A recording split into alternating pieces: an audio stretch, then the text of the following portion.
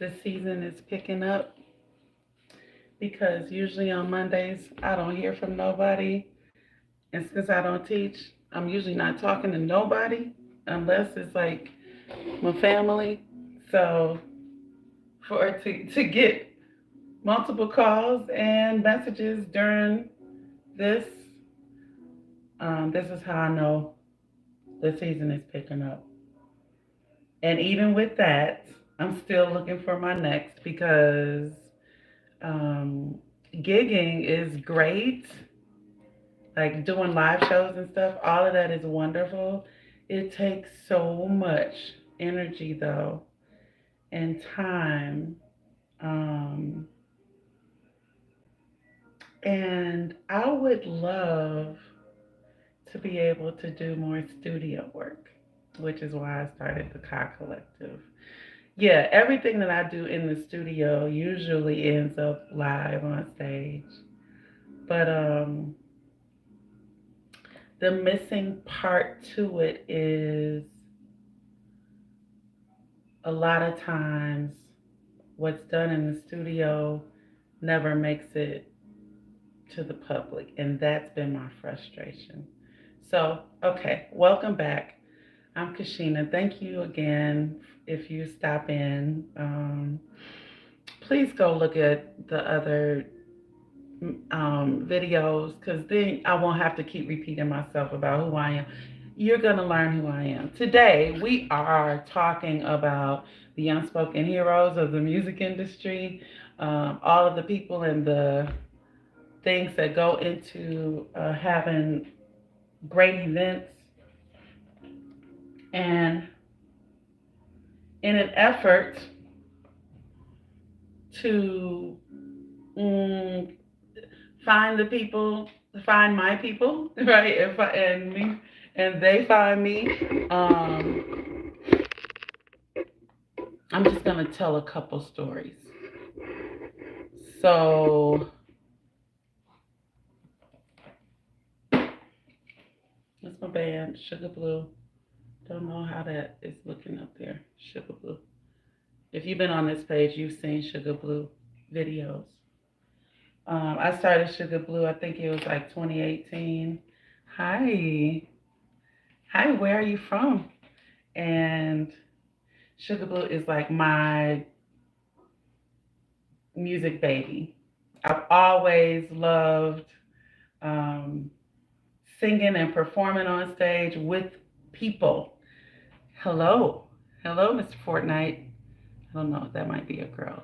I said Mr. But hello, where are you both from? Where are you from? If you're coming in, tell me where you're from. And so Sugar Blue, when I started it, I knew that I wanted to have like a reggae centered and Afro Cuban flavored band because I have been doing I have been doing a whole lot of like rock and blues and other stuff, right? R&B. I love R&B. You know, those are beautiful genres here in America, and I'm saying that because I see a whole bunch of beautiful faces from not America, from London, from Poland. Hey y'all, I think I'm finding my people. What's up? Okay, so Sugar Blue was started because I needed reggae in my life. Like I needed it. I live in the Midwest. It's very cold in Wisconsin for most of the year. And so uh, one of the biggest things that I do in the cold is turn on reggae and turn the heat up, right? So when I started my band, I was like, ooh, that means like I can be listening to reggae for fun, and then I can make these set lists for my band, and then we can go learn songs, which is more fun, and then ooh, we can book shows and then have more fun with more. Yeah, so reggae is my jam, and I'm loving that people in the comments are saying they love reggae too. Right. So I started the reggae band And I'm going to tell you a couple awesome stories, okay, about going to shows and being able to like have a great show because the support crew was on it. Okay. So I was going to talk about a couple other shows, but I'll start with my band because in the beginning of when we first started, it was just like two or three of us. It was my bass player, Q. There was this guy named Cody. He played guitar, and then this other dude named Demetrius. We call him B4. So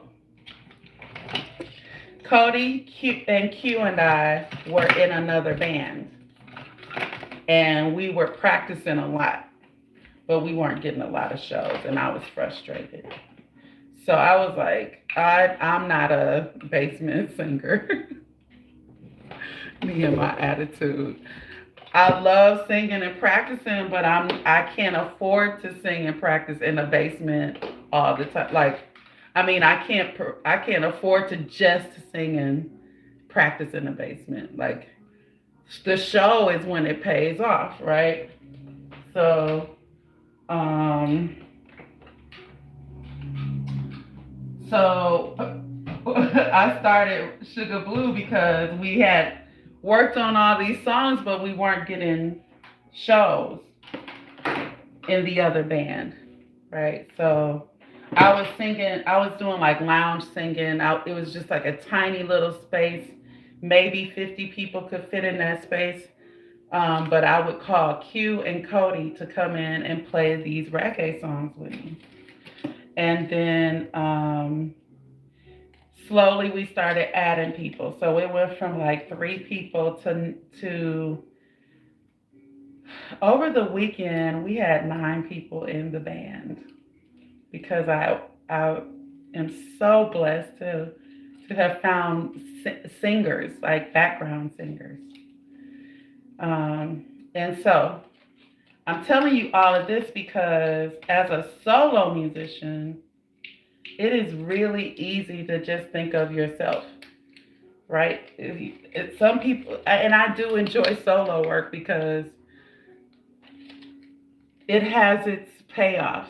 Like, I can be a lot more improvisational as a soloist because I'm not sticking to, I don't have to stick to anything because other people are around me, right? In a group, I started Sugar Blue because they hold me accountable. Like I can't just do what I want to do. You see this cool shirt? Look at that shirt. This is what we had at the show over the weekend. It's a funky reggae. Wait, it's a funky soul and reggae party or whatever Bob said. I love this shirt. It's so fire. Um, so yeah, so um, when you have more than just yourself as a musician and you're relying on other people, it's so important for everybody to be on. And so I'm gonna go to a story like um, Sugar Blue had an awesome run at this place called the Best Place, the historic Pabst Mansion. I believe I'm saying that right. And so we were gigging. This was during the pandemic. We were gigging heavily um, in this gorgeous venue. The sound was provided. All we had to do was plug in. The people were nice. Like it was amazing to go there and work. Every show felt like a party because people were happy to be doing their special thing, right? Um, and then a huge contrast to that show was like another show we did. And it's funny that I have to go into this, but this is a lot of what happens as a girl musician, a band leader, um, people won't think that it's my band. So they'll kind of talk to me any kind of way and treat me any kind of way. And then when they realize that it is my band, then it's a little different. So we arrived at a venue one time, and it was our first like legit reggae show, and the sound person did not want to talk to me. He didn't want to give us a sound check. He didn't want to, like, he just kept telling us no. For some reason, he had sound checked the the main band, and I don't even know how that's possible, right? But yeah. So he wouldn't give us a sound check, and I remember during that show being super frustrated and super determined to just get through the show um, with a good attitude. And sometimes that's really, really hard, especially when you are being disrespected, or maybe you're going through some health challenges, or maybe you have some family stuff, or relationship stuff going on. Like anything can be happening, and having a stressful show, nobody wants that, but it's very realistic. I remember the show that I'm talking about specifically, that was in 20, I think it was like 2020. I feel like it was either 2020 or 2021 because it was during the pandemic. My daughter had been kidnapped and returned to me, and we were struggling to like just be okay. And so one of my things has always been to go where live music and fun and dancing is, right? So um, I brought her to the show, and to have to deal with that foolishness on top of the personal stuff that we were going through, like just making sure she was safe. I can't believe I got through that show, but because there were other engineers in the show, at the show, they were super helpful in getting the soundboard together. And so this is where I'm coming from. Like, it's so hard to already pull off big, big shows. I'm looking for people and pull off big, big projects, or even the smallest projects, right? Uh, I'm looking for the people who actually want to release the music that they do in the studio. Yeah, like those simple things.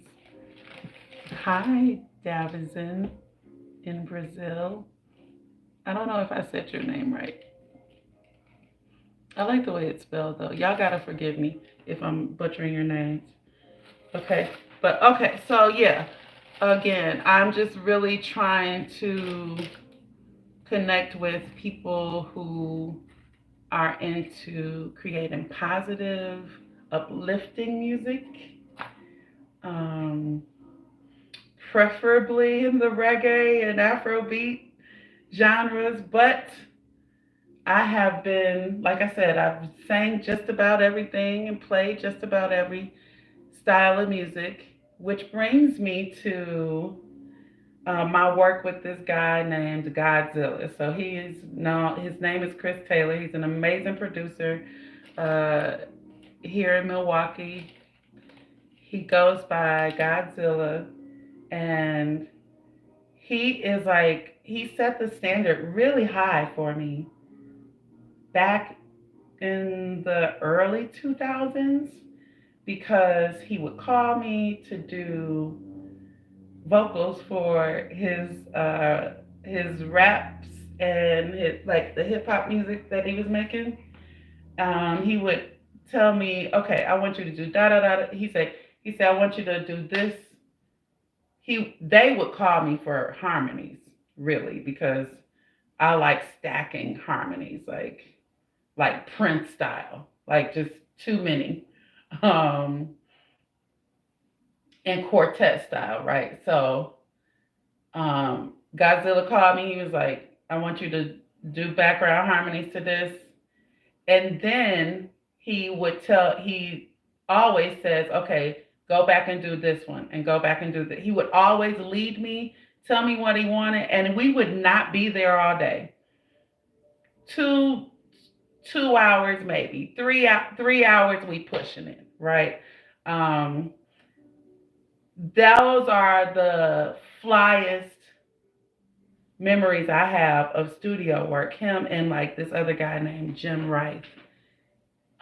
Jim and I was invited to do a commercial uh, with an amazing vocalist, Amira Tatum, and she took me to Jim's studio.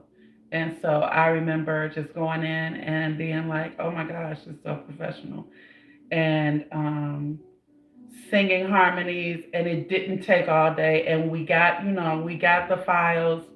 Um, those files were used for like a corporate video, but like the stuff that I'm talking about with Godzilla, he didn't sit on the work that I did with him. He actually released it. If you want to go look it up, look up Tickle Your Feet. I think that's what it's called, Tickle Your Feet by Godzilla. If you search the web, or you know what, it is on my channel, because I think he's taken some of the music down off of the different sites. But yeah, like, and that's what I'm hoping to duplicate, right? I can give you 1,000 stories of how things don't work out. Let me stick to the stuff that actually does work out. So like, yeah, that Godzilla and Jim Rice, those two studio sessions will always live in my head and bring me smiles. Um, I'm gonna shout out the entertainment company, because that's a talent agency here in Milwaukee. I believe they're in Menominee Falls now, but whatever. So they book a lot of shows, and every single time I go and do a show or go to a show, the sound is great. I don't know who running it. The sound is always amazing. And so, yes, that's what I'm trying to do. I'm trying to link up with people who know what they're doing. And I wrote this down. I wrote this down in a specific way. I want to work with a group of people who don't mind using their knowledge, skills, and resources to build, right? And to create this community of artists who promote positivity and forward change through the arts. Um, we know that a lot of the messages coming through these songs are disgusting. Um, and I am very committed to making music that we can play around our family members and not blush and like not cringe or be um, or feel some kind of way, right? And I'm not put there is no shade for anybody. Get it how you get it. But me specifically, I'm looking to connect with artists that want to um, make like couple music, people who actually want to be together, not the toxic stuff that we hear all over the internet. I want to make music that brings people closer together and not create like so many fights and issues. If anybody has followed me before, I'm a big songwriter and I love, love, love writing songs. One of my favorite songs that I thought would be released by now It's called Say You Will. Say You Will is it's a there's a demo out there with me singing it and sounding like the frog and the dragon is having a party in my chest. But there's another version that was done in a studio that I can't get my hands on because right, everybody's got something. Um, so yeah, this is me trying to find my next, trying to find a group of musicians and studio guys or gals, studio girls and guys who are looking to just push, right? I'm super driven and super ambitious. I get that. I'm very curious though and want to learn. I'm open to meeting new people. It's been awesome seeing these people. Francis, I don't know how to say these words, but I see London and Brazil, and that makes me happy. Oh, and Poland. That makes me very, very happy because I feel like I'm getting closer. This is the first time I've ever done this thing and had to jump off. So thank you for joining me again. Um, I'm going to hurry up because I feel like I'm rambling now. I've talked about everything that I wanted to talk about. And now I'm going to say this. If you're looking for somebody to connect with, this is my thing, okay? I'm great at supporting others and making them look good. And I'm saying on stage and in like work situations, in all situations, that's what I do. I help other people look good and sound good. Um, I'm really into learning new skills and applying them to projects, to current projects, and I'm a solution based person. We can identify problems, but we got to be able to identify a solution and move forward. I am not a therapist, nor do I want to be. I wrote a song called "Go See a Therapist." I'm gonna play it for y'all one day. Um, and I have to say that because a lot of times in this work, I feel like I'm having many therapy sessions just to get to the work. Um, and this isn't with everybody. This is not with everybody, but this is what I'm seeing a lot. And so I'm encouraging people, please go get help.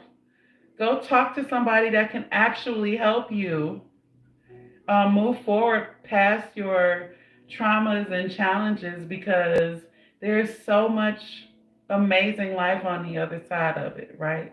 Um, Music is so therapeutic and it feels good, especially when you're contributing. It feels really good, but it is also like a way for people to escape, right? And so that's what I'm seeing in this industry where people use the music as a way to an escape. And I'm very guilty. I do it often, right? The goal again, productivity, making art that doesn't sit just in the living room, making art to share with others, right?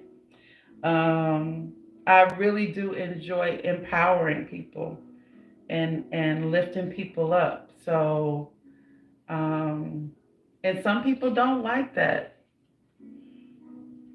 Hmm. And I'm learning how to let the work, what does it say? Oh, the work shield down.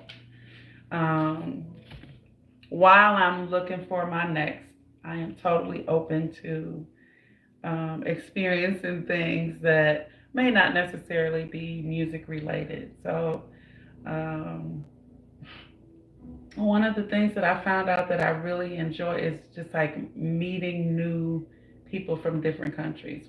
One of the I'm looking at a position for an agency. It's a local coordinator position, and it's with the company CIEE. My daughter actually went to Spain through that company some years ago. So even though I'm saying I'm learning how to let the work shield down, I think I probably mean like the the the on the stage work shield, because I feel like I'm always on stage, and I'm just learning how to bring that part of me down just so I can like enjoy being a regular person.